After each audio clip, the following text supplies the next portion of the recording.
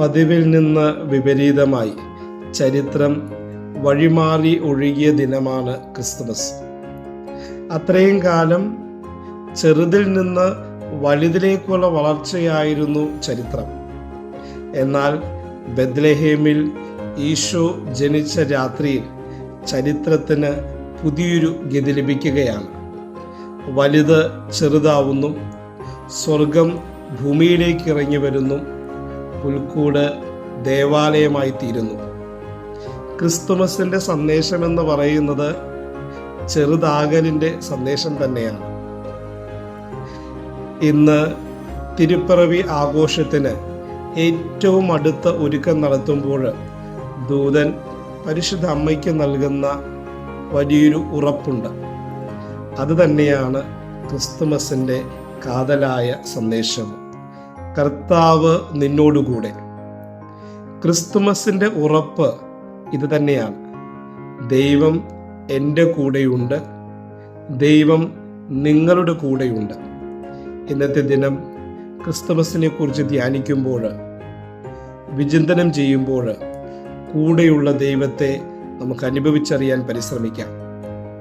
കൂടെയുള്ള ദൈവത്തിൻ്റെ കൂടെയായിരിക്കുവാനായിട്ട് നമുക്ക് പരിശ്രമിക്കാം. ഏവർക്കും ക്രിസ്തുമസിൻ്റെ പ്രാർത്ഥനാ മംഗളങ്ങൾ നേരുന്നു.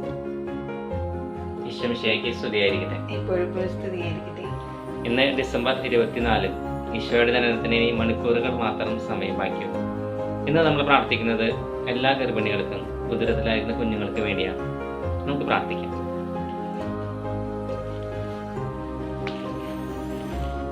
വിശുദ്ധ ലൂക്കാ എഴുതിയ സുവിശേഷം 1-ാം അധ്യായം 26 മുതലുള്ള തിരുവചനങ്ങൾ. യേശുവിന്റെ ജനനത്തെ കുറിച്ച് അറിയിപ്പ്.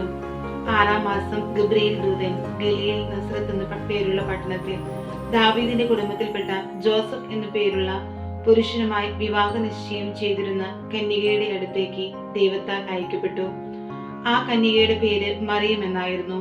ദൂതൻ അവളുടെ അടുത്ത് വന്ന് പറഞ്ഞു, കൃപ നിറഞ്ഞവളേ സ്വസ്തി, കർത്താവ് നിന്നോടുകൂടെ. ഈ വചനത്തിൽ അവൾ അധികം അസ്വസ്ഥയായി. ഏതുതരം അഭിവാദനമായിരിക്കരുത് എന്ന് അവൾ ചിന്തിച്ചുകൊണ്ടിരുന്നു.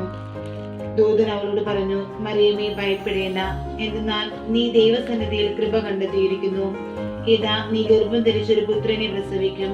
നീ അവനെ യേശു എന്ന് പേര് വിളിക്കണം. അവൻ വലിയവനായിരിക്കും, അത്യുന്നതന്റെ പുത്രൻ എന്ന് വിളിക്കപ്പെടും. അവന്റെ പിതാവായ ദാവീദിന്റെ സിംഹാസനം ദൈവമായ കർത്താവ് അവന് കൊടുക്കും. അവൻ യാക്കോബിന്റെ കുടുംബത്തിന്മേൽ എന്നേക്കും ഭരിക്കും. അവന്റെ രാജ്യത്തിന് അവസാനം ഉണ്ടായിരിക്കുകയില്ല. മറിയമാകട്ടെ ദൂതനോട് ചോദിച്ചു, ഞാൻ പുരുഷനെ അറിയായികയാൽ ഇത് എങ്ങനെ സംഭവിക്കും? ദൂതൻ അവളോട് പ്രതിവചിച്ചു, പരിശുദ്ധാത്മാവ് നിന്നെ മേൽ വരും, അത്യുന്നതന്റെ ശക്തി നിന്നെ ആവരണം ചെയ്യും. ആകയാൽ ജനിക്കാനിരിക്കുന്നവൻ പരിശുദ്ധനായിരിക്കും. അവൻ ദൈവപുത്രൻ എന്ന് വിളിക്കപ്പെടും. ഇതാ, നിന്റെ ചാർച്ചക്കാരി എലിസബത്തും അവളുടെ വാർദ്ധക്യത്തിൽ ഒരു പുത്രനെ ഗർഭം ധരിച്ചിരിക്കുന്നു.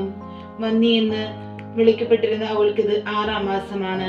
എന്നാൽ ദൈവത്തിന് ഒരു കാര്യവും അസാധ്യമല്ല. മറിയം പറഞ്ഞു, ഇതാ കർത്താവിന്റെ ദാസി, നിന്റെ വാക്കുപോലെ എനിക്ക് സംഭവിക്കട്ടെ. അപ്പോൾ ദൂതൻ അവളെ വിട്ടുപോയി. നമ്മുടെ കർത്താവായ